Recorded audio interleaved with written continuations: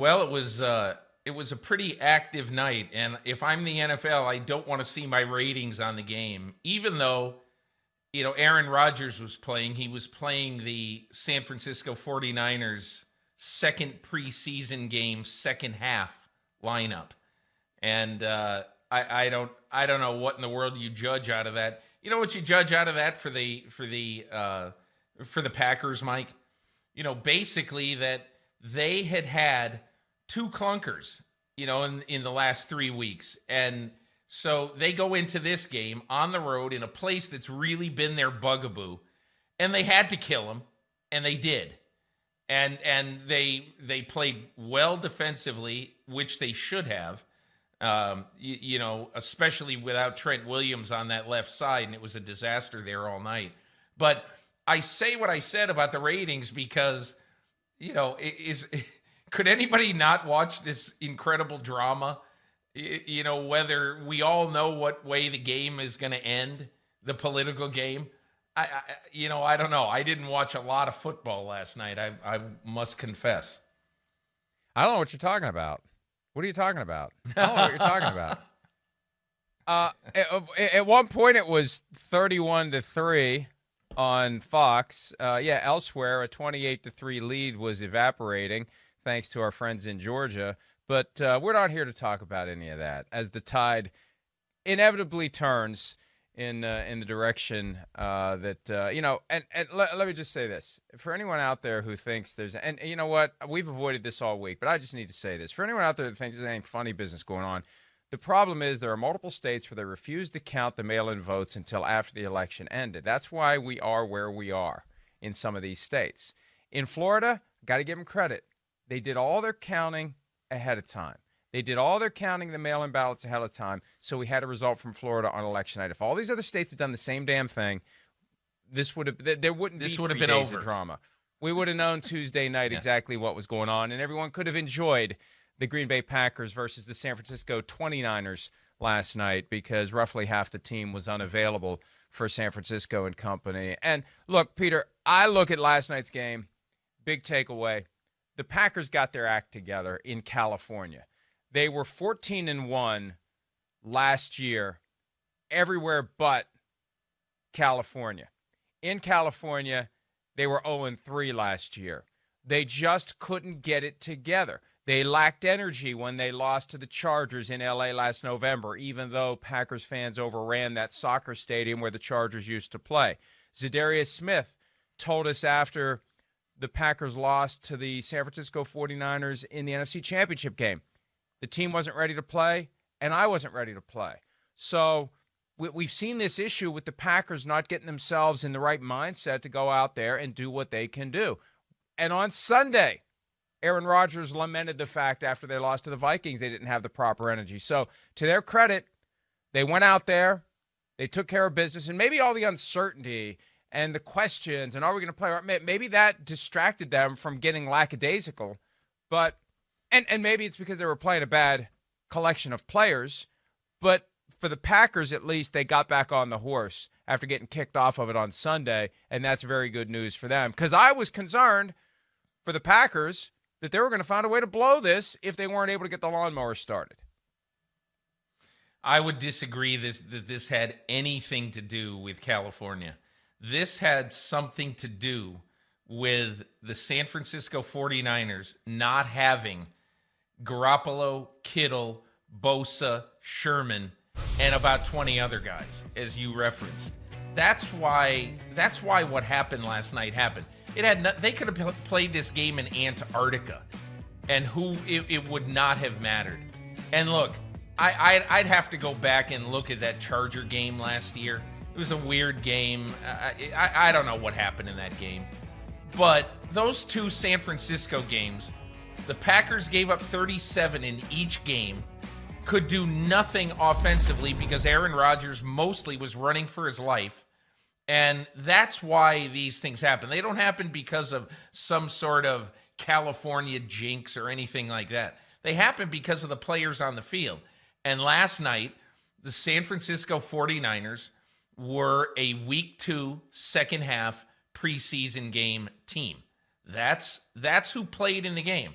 So if Aaron Rodgers can't beat them soundly, and without that garbage time touchdown with 4 seconds to go, I mean, it certainly looked more respectable than it was. But the Packers just cleaned their clocks, and rightfully so. Well, but I disagree, Peter. There is an issue in the Packers organization that rears its head at the worst possible times. Last year, it just happened to be on the road 3 times in California. When they played the Chargers, I think they went out there on Friday, and Aaron Rodgers, when you read between the lines of what he said after the game, I think that he believes, if they had the night off on Friday, his guys went out and had a little bit too good of a time. They didn't have enough rest. That was the specific thing he said about the game against the Chargers, where they stepped into a pothole and lost to a team they shouldn't have lost to. But there is that issue that pops up from time to time. And I agree with you. Last night against the 49ers, it wasn't going to happen. Now, if they had found themselves in a game, who knows? That's one of the things about the Packers. And one of the things Sims always says, and I give him credit for this, if the Packers get a lead, now, it didn't help against the Tampa Bay Buccaneers when they got a 10-point lead, but typically if the Packers get a lead, it's a different vibe. If they're in a grinded-out game and the running game is still an option for the team that they're playing, that's when the Packers sometimes find themselves in a bad spot. But last night, they held off what felt like an early attempt by the 49ers to keep it interesting. Packers scored on the first drive. 49ers were in position to score and match it, settled for a field goal instead, and that allowed the opening for the Packers to turn it into, I think it was 21-3 by the time halftime rolled around.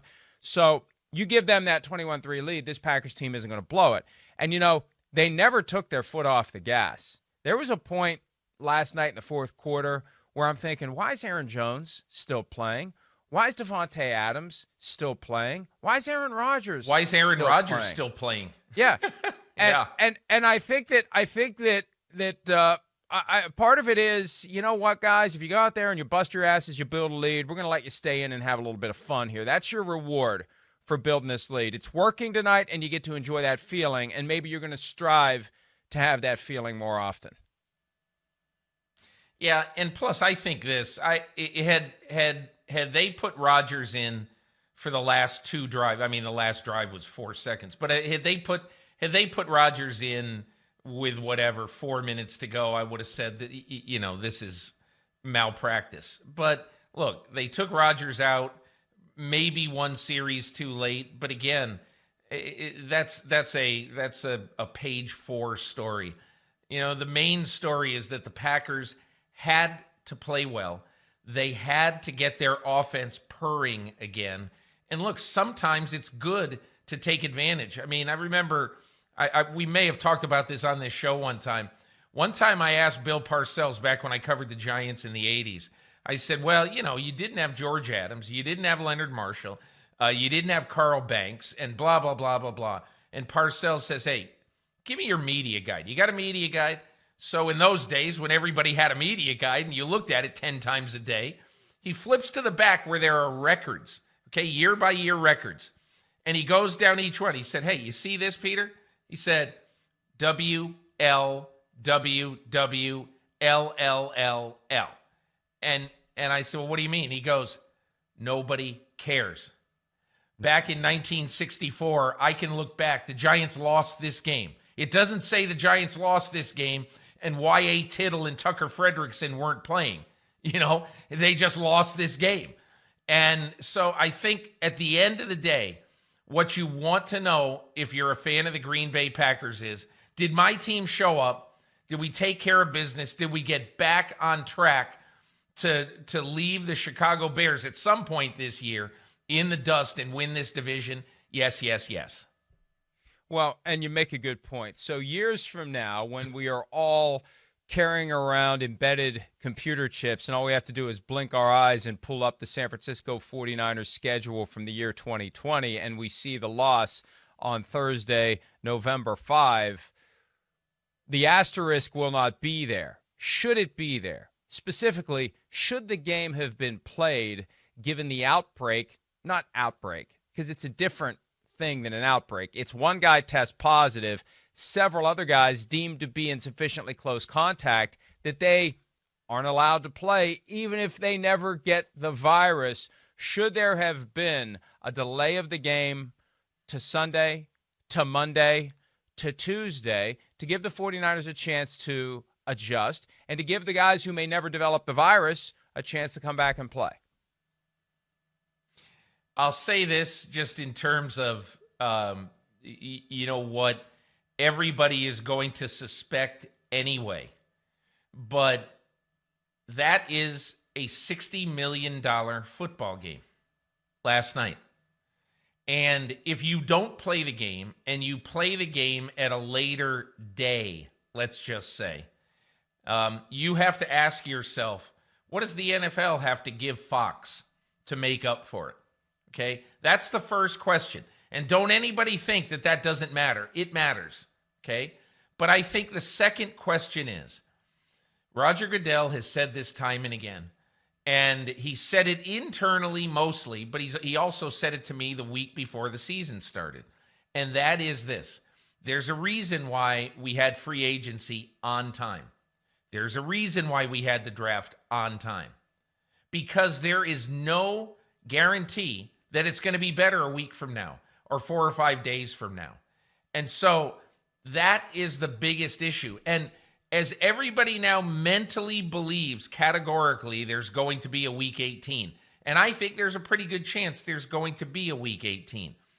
But the reason why I don't think it's guaranteed, I think last night's game told everybody in the league, we're not kidding around here. We're not giving you a hall pass, okay? You better get all your players in line. Last night was just a little bit punitive, against the San Francisco 49ers. And you can read something into this, just like you can read something into what has happened this year with the Raiders. If you don't take care of all of your protocols, every single one, and you suffer because of it, don't look at us to come and save your bacon. That's what last night said to me in part. And we'll be talking about what the league ultimately did to the Raiders coming up in the program. But, I agree with you, Peter, on both counts. Number one, the ball's on the tee. You better kick it because by Sunday or Monday, the ball may not be on the tee. The situation with the 49ers could get worse where you can't play the game at all this week. And then Packers at 49ers becomes the first game of the 18th week of the regular season. So I think there's an urgency, and I think we first really saw it, or at least noticed it, with the Buccaneers-Raiders game a few weeks ago, where the Raiders didn't have their starting offensive line, at least 4 of them, until the day before the game. They were woefully unprepared, but so what? Let's play, because if we move it to Monday or Tuesday, and frankly, that would have been a boon for the networks, whoever would have televised that game, it fell into that black hole of regional 4:05 p.m. Eastern broadcast. People didn't get to enjoy that game, but if you delay it, something could go wrong. You don't get the game in, and then you're screwed. So there's an urgency to play the games when the games are ready to be played. And there also is that subtle, hey, if you took better care of your business, you wouldn't have this issue. I have an issue with that, though, because if you're going to have these guys in a situation where they all scatter at the end of the workday, they all punch out and they go their separate ways, up to 170 separate ways, at a time when the pandemic, if you haven't noticed, and I know it was supposed to go away on November 4, it hasn't. We had a new record of cases for the second straight day, 6 figures for the second straight day of new cases. So the virus is out there. And look, I know the message to all players and coaches and essential personnel is basically go home and get yourself into a hermetically sealed room and don't come out until the next morning. But it's getting harder and harder to not catch it. That's my point. And I don't know that it's fair to have this punitive element where one guy gets it and anybody that he happened to be in contact with during that donut hole period of sample collection and positive test result gets knocked out, even if they never get it. That, to me, it's hard to reconcile, Peter, with the fact that the virus is winning and the NFL continues every night to send everybody out into the COVID-19 wilderness. Well, I talked to one club executive this week, Mike, who told me that they have really tried to urge their players, because you know what happens with players on game weekends, especially players whose families come in for game weekends. You know, you've got wealthy guys, their families come in from different parts of the country. They come in and many of them stay in the homes of the players. And this one executive said, we have appealed to the players. Please, please have your family members stay at hotels. And I know of at least one case where the team believes that a player contracted COVID from a visiting family on a weekend trip. So that, to me, is almost next level, quite honestly, Mike. I honestly think that players, I don't know that you can ban them from having families stay with them over the weekend, but it only makes sense. Why in the world would you allow people, let's say 4 or 5 people, to come into your home from wherever they have come from, and you have no idea? They certainly haven't been taking tests. They probably haven't been taking tests. They just come in and stay in your house. So those are the kind of things that, to me, are next level. And if I'm Dr. Sills, I'm paying attention to those things. But one other thing about what you said, Mike, that I believe fervently, you know, you saw it with the San Francisco 49ers, and I understand how it's unfair for people who have been in close contact with a specific player to have to test multiple times to be able to come back into the womb of the family. I get it. But that's just part of the whole deal. What would you say if, let's say for the sake of argument, that those players with the 49ers didn't sequester themselves and didn't go away, but came right back into the team and were in the locker room last night, and 2 days from now, Brandon Ayuk test positive, and he's been around all these guys for 4 or 5 days? You'd say that's totally irresponsible. That's why they have to do this, at least in my opinion. And there is a potential element of wrongdoing here. The NFL and the NFLPA investigating, I'm told, the 49ers for potential protocol violations as it relates to Kendrick Bourne and possibly being in too close of contact with others, not wearing the mask in the building, the things the NFL has typically been investigating and finding these issues. And shame on the teams that haven't figured it out by now, that you better comply. If you want to have a chance at contending, if you want to have a chance at winning games, if you want to have a shot at the Super Bowl, you better comply. And that's why I think the one team, Peter, that we're never going to hear an issue about that from this year is the Pittsburgh Steelers, because you're going to have to answer to Mike Tomlin if you screw around, and that's strong enough. Maybe it's not strong enough in any other city. It's strong enough in Pittsburgh to keep the Steelers in line at all times. All right, back to the Packers-49ers game. Davante Adams, who somehow did not make the top 10 list of receivers, is crafted by one Christopher David Sims, and Davante Adams reacted to that at the time. Here's Davante Adams from last night, not just putting himself in the top 10, putting himself on the top of the mountain. Do you think you're at the point where you can say you're the best wide receiver in the NFL? Do you think that's fair to say? Yeah, I think that's fair to say. I think that's not being conceited. That's just being confident. I think, obviously what I've done and what I'm going to continue to do is going to prove that to anybody who isn't on board with that. But I truly believe that just based off of the work that I put in, the connection that I have between my quarterback. He's so talented. He can do it all. Handle himself the right way. He's just a joy to play with. A special guy. Oh, look, I think DK Metcalf may have an argument to make, but Peter, would Davante Adams have been saying what he was saying last night if he had to face Richard Sherman last night? It's a good question, Mike. I mean, the way I look at Davante Adams right now is that he is in a great place in time, and he's doing everything he needs to do to justify people if people would say he's the best. What I think this illustrates, Davante Adams' great play, especially over the last month, and Aaron Rodgers' approach and Aaron Rodgers' attitude, and I really want to get to that, Mike. It's very important. But what I want to say about Davante Adams is we are in the golden age of wide receivers right now. Because remember last year, toward the end of the year, there was nobody better than Michael Thomas. And now Thomas is out for 6 weeks with an injury. And so all of a sudden now DK Metcalf and Davante Adams are the best. And for a while, Stephon Diggs early in the season was the best. And that is great for football, number one. But Davante Adams, in my opinion, Aaron Rodgers is right. He does so many things great. He's great on the sideline routes. He's great on the 9 routes. He's great downfield. He's great in the middle of the field. He's the perfect receiver for Aaron Rodgers. And let me say one thing about Aaron Rodgers. This has not been said enough. Everybody talks about his ability and the touch on his passes and what a great year he's having. You know one of the reasons, in my opinion, why he's having a great year? Because Aaron Rodgers has left all of the distracting crap at the door when he walks into work every day. This is the thing that someone in Green Bay told me, that he said Aaron Rodgers is like the welcome wagon host.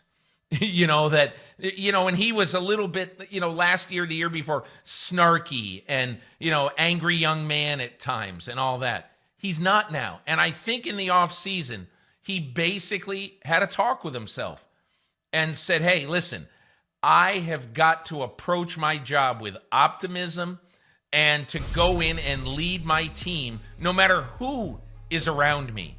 And that, to me, is what we're seeing in Aaron Rodgers. His approach to the game has been absolutely perfect. Does he bitch at the trading deadline when they don't get Will Fuller?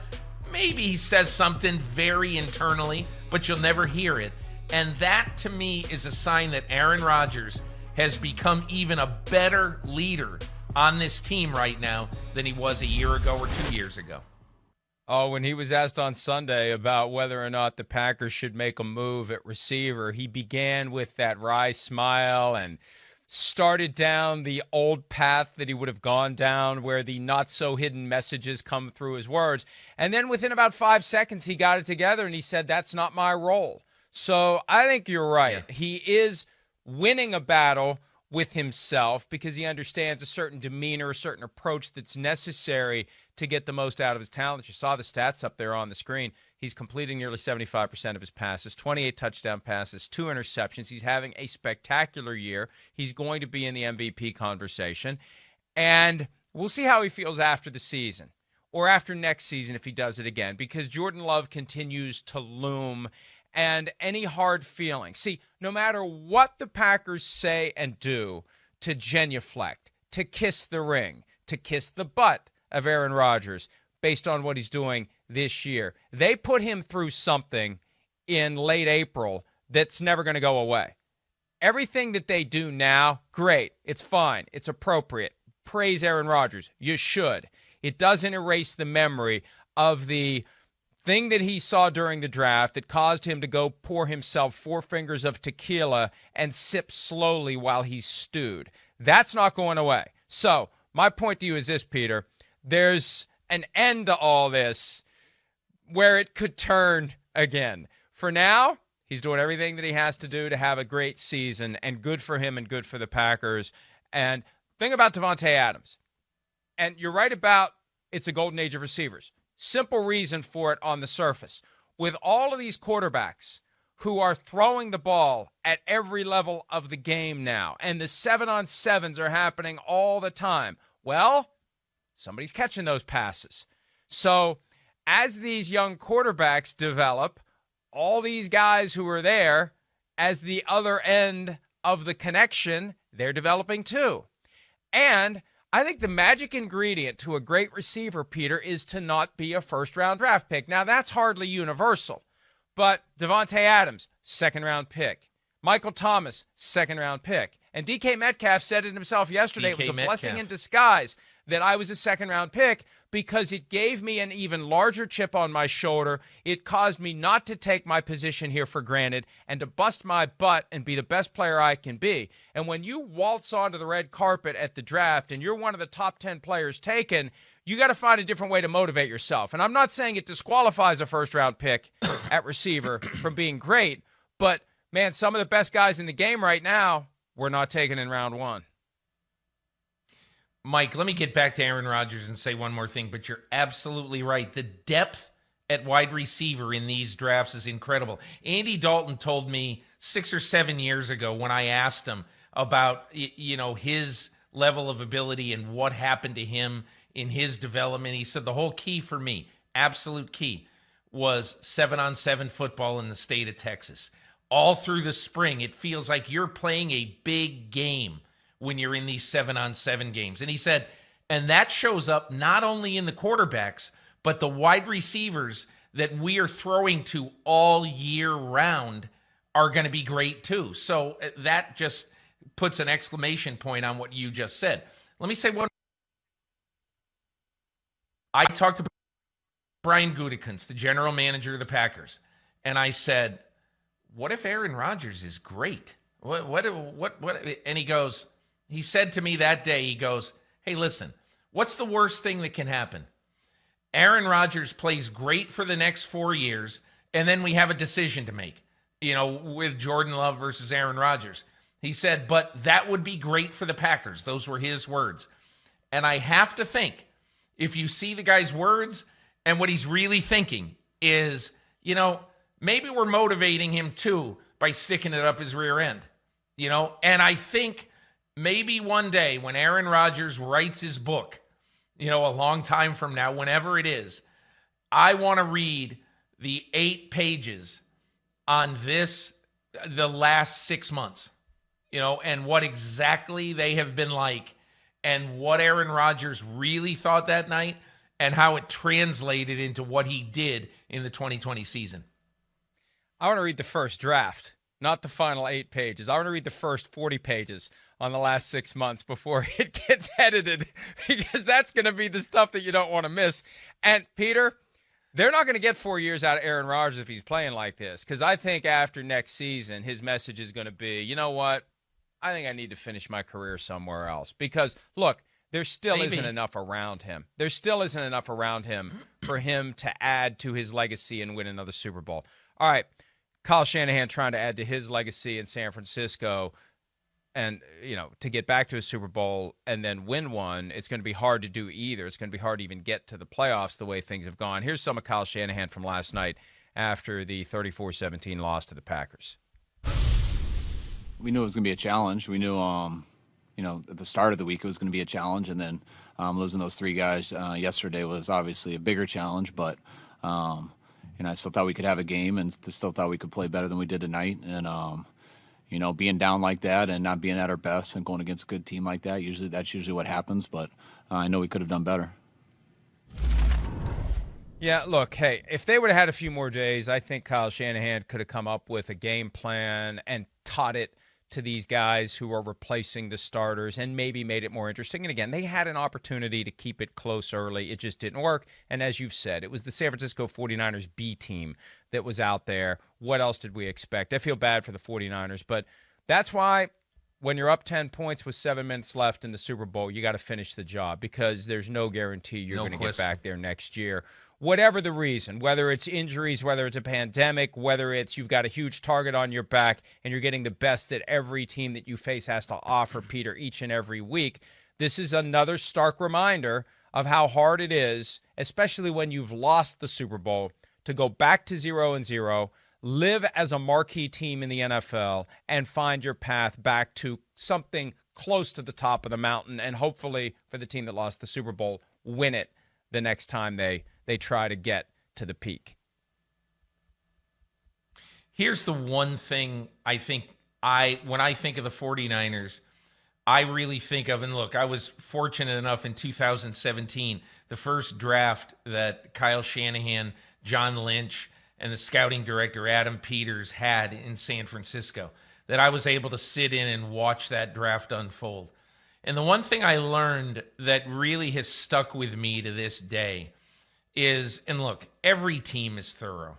I get it. But what I really liked about what I saw in the 49ers is they were thorough, but they were also willing to take risks. Okay? And look, I wrote a lot about a 4th-round draft pick, Joe Williams, who ended up getting cut a year later, that Kyle Shanahan wanted badly. Okay? And he turned out to be a bust. You know, he was, his desire wasn't there and all that. You take it.